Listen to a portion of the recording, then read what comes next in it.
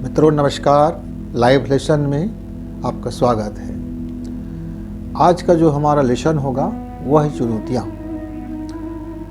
हमारा जो स्वाभाविक जीवन है, हम चाहते हैं कि हमारे जीवन में कोई उथल पुथल ना हो, एक समरसता में हम जीवन को जीते रहें। हमारे जीवन में कोई ऐसी कठिनाई ना उत्पन्न हो, कोई बाधा उत्पन्न ना हो कि जहाँ हमें अपने जीवन में कुछ इधर उधर करना पड़े। लेकिन मित्रों, आपने देखा होगा कि व्यक्ति के जीवन में यदि चुनौतियां नहीं आती हैं तो व्यक्ति प्रायः कमज़ोर और निर्बल और तरक्की विहीन हो जाता है। उसके जीवन में उसका पता ही नहीं चलता कि उसके पास क्या सामर्थ्य है, क्या उसके पास अद्भुत शक्तियां हैं, क्या उसके पास दैवी अनुदान है, दैवी वरदान है।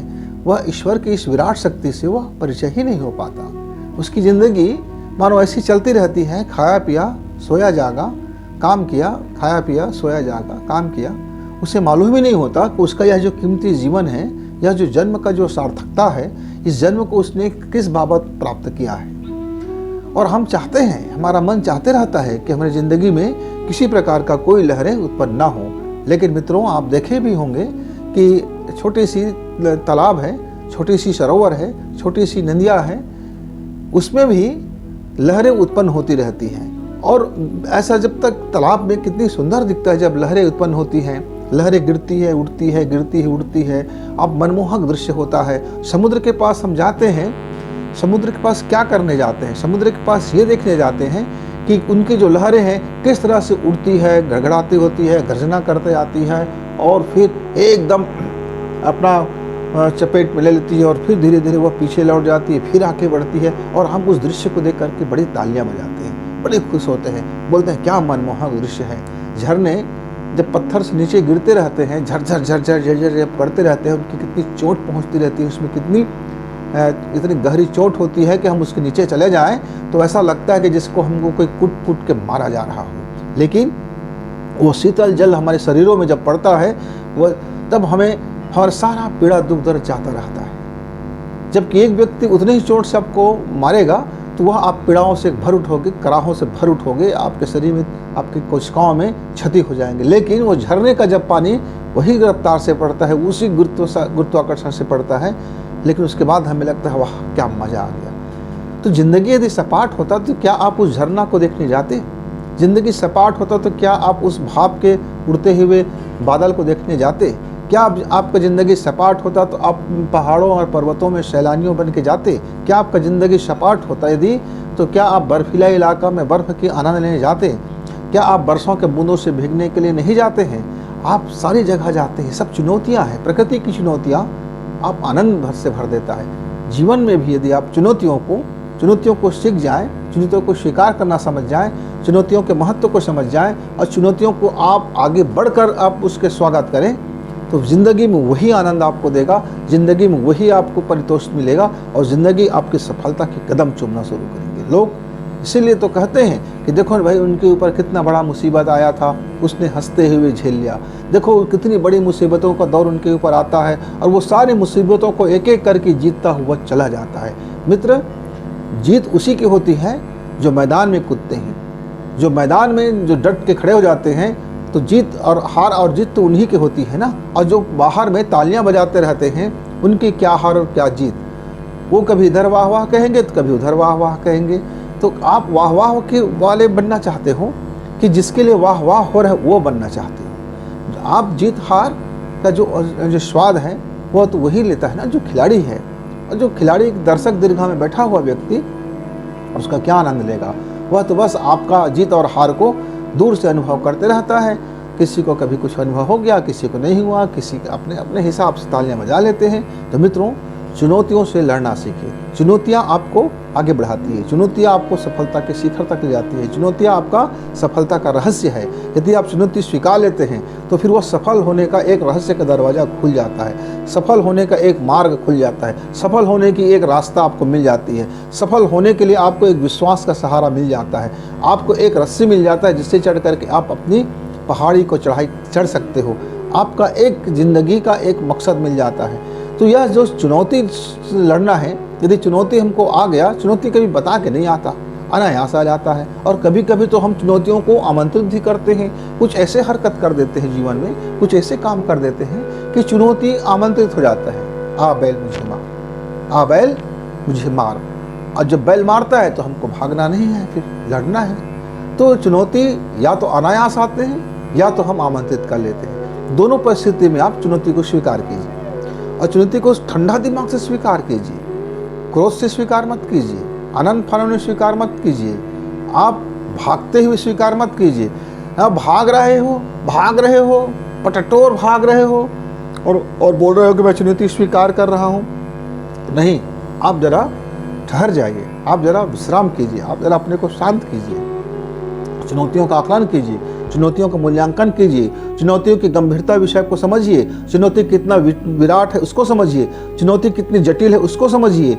सारा अंग अवयवों को समझने के बाद, उनके सारे वर्क और फंक्शन को समझने के बाद आप चुनौती को 3 जो हमारे पास मुख्य शस्त्र है, 3 हमारे पास मुख्य चीज़ें हैं जिसको आप क्षमता को बढ़ाइए। पहला है हमारी भावना का क्षमता, भावना का क्षमता, कब हमको भावना में आना है और कब हमको अपने भावना को नियंत्रित कर लेना है। हमारी भावना कैसे होगी? हम अपने भाव को, भाव में जीवन जीते हैं। मनुष्य भावना का ही एक पुतला होता है, भावना ही उसके गठरी में भरा होता है, भावना की एनर्जी से उसको लड़ने की शक्ति मिलती है, भावना से वो चुनौती से लड़ सकता है। यदि किसी व्यक्ति के घर परिवार में किसी से प्रेम नहीं है और सिवाय उनको गाली के और नफरत के कुछ नहीं मिलता है, सिवाय रोज़ रोज़ उसको ताना के और कुछ नहीं मिलता है, यदि घर में मुसीबत आ जाए तो वह व्यक्ति क्या उस भावना से उस घर को बचाने के लिए लड़ जाएगा? बिल्कुल नहीं मित्र। तब तो उनको मज़ा आएगा, बोलेंगे मुझे रोज़ ताना मारते थे, मुझे रोज़ गालियाँ देते थे, मेरी तो हर जगह उपेक्षाएँ हुई है, तो फिर आप लड़िए, बचाइए घर को। मित्रों, यह भावना बहुत आवश्यक है। जब हमारा परिवार एक भावना से जुड़ा होता है, जब हमारा जीवन में एक भावना का बड़ा स्थान होता है, तो हम अपनी भावना की क्षमता को बढ़ाएं।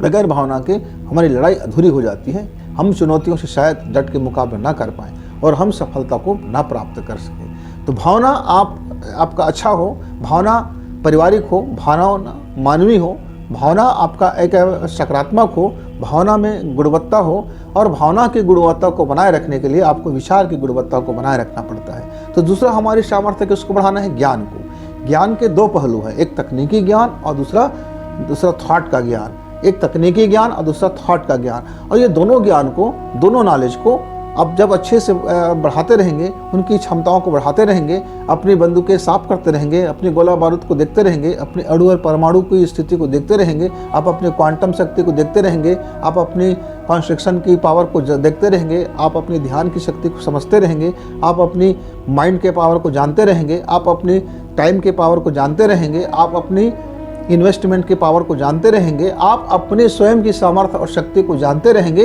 तब तो आप चुनौतियों को डट से लड़ने के लिए तैयार रहेंगे। कृष्ण ने अर्जुन से क्या कहा? अर्जुन हमेशा उस चुनौतियों से भाग रहा था। महाभारत में चुनौती से वो भाग रहा था क्योंकि वो भावना से कमज़ोर हो गया था और ज्ञान से भी कमज़ोर हो गया था। ज्ञान यद्यपि उसके पास था पर भावना से वो निर्बल हो गया था। तो अर्जुन ने बार बार कहा मुझे यह रण छोड़ना है, मुझे लड़ाई नहीं लड़नी है। और कृष्ण ने एक ही बात समझाया कि आप भावना को देखो, आपकी भावना की दिशा बदल दीजिए। आपकी भावना अभी जो कमज़ोर हो रहा है, उस कमज़ोर भावना को बदल दीजिए। आप अब स्वार्थ की भावना में जा रहे हो, इसको परमार्थ की भावना में ले आइए। आप ईश्वरीय शक्ति की भावना में ले आइए। आप अपने लिए लड़ाई नहीं लड़ रहे हो, आप इस विश्व कल्याण के लिए लड़ाई लड़ रहे हो। आप जो चुनौती है, जो व्यक्तिगत चुनौती जिसको समझ रहे हो, ये वैश्विक चुनौती है।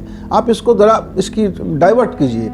और कृष्ण ने अंत में उसको डाइवर्ट किया तो अर्जुन का जो ज्ञान की जो क्षमताएं थी, जो वो अभी सोया पड़ा हुआ था, जिसको भुला बैठे थे और बिल्कुल ऐसे कमज़ोर हो गए थे, मक्खी भी जिसको नहीं मार सकते थे, इतना कमज़ोर हो गए थे, वही अर्जुन अपने ज्ञान की शक्ति को जागृत किया, अपने विचार की शक्ति को जागृत किया, अपनी भावना को दिशा मिला उनको, तो वह अर्जुन पराक्रमी हो गया, महापराक्रमी हो गया, महान धुरंधर बन गया। मित्रों, तो आपके जीवन में भी कुछ चुनौती आते हैं तो अर्जुन की तरह आप हथियार मत डालिए। आप भावना से पीड़ित मत हो जाइए। भावना की दिशा को समझिए, भावना के दृष्टिकोण को समझिए, भावना की आँख को समझिए, भावना के कान को समझिए, भावना की स्वाद को समझिए, भावना के परिणाम को समझिए। और आप भावना के में बहिए मत, भावना को परखिए और अपनी भावना को सही रखिए।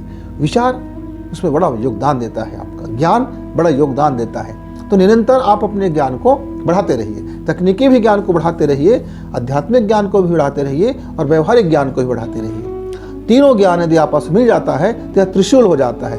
तीनों ज्ञान मिल करके आपकी शक्ति को, सामर्थ्य को कई गुना वृद्धि और सामर्थ्यशाली बना देता है, सामर्थ्यशाली बना देता है, ओजस्वी बना देता है, तेजस्वी बना देता है और वर्चस्वी बना देता है। ज्ञान जब व्यवहार में उतरे तो आपको, ज्ञान और विचार जब व्यवहार में उतर जाते हैं तो आप आधी चुनौती तो उसी समय जीत चुके होते हैं।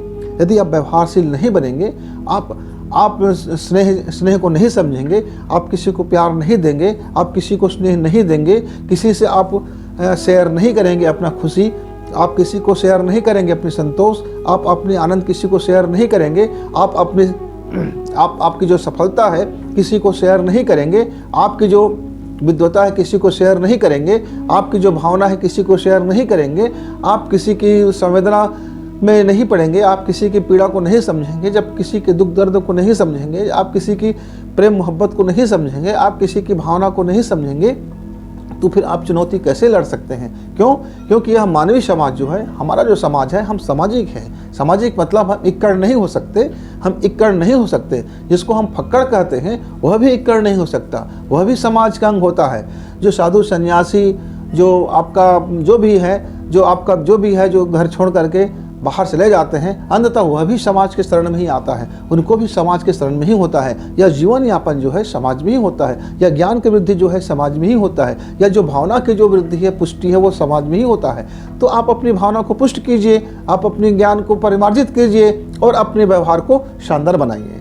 यदि आपका व्यवहार व्यवहारिकता में आ जाते हैं, व्यवहारिकता मतलब संवेदनाशील हो जाते हैं, आप संवेदनाशील, आप करुणा से भर जाते हैं, आप दया से भर जाते हैं, आप ममता से भर जाते हैं, आप प्रेम से भर जाते हैं। मित्रों, ये आपकी कमजोरियां नहीं, ये आपकी ताकत है। आप बहुत लोग बोलते हैं कि करुणा हमारी कमजोरी है। नहीं मित्रों, दिशा गलत होने से कमजोरी हो जाता है। प्रेम हमारी कमजोरी हो जाते हैं। नहीं मित्रों, प्रेम आपका और सशक्त हो जाता है यदि आपका भावना सही हो, आपका दृष्टिकोण सही हो। आपकी ममता कभी कमजोर नहीं हो सकता यदि आपका दृष्टिकोण सही हो, आपका भावना कमजोर नहीं हो सकता। नेताजी सुभाष चंद्र बोस ने आज़ादी की लड़ाई लड़ते समय एक ऐसी महान महिला उनको मिला।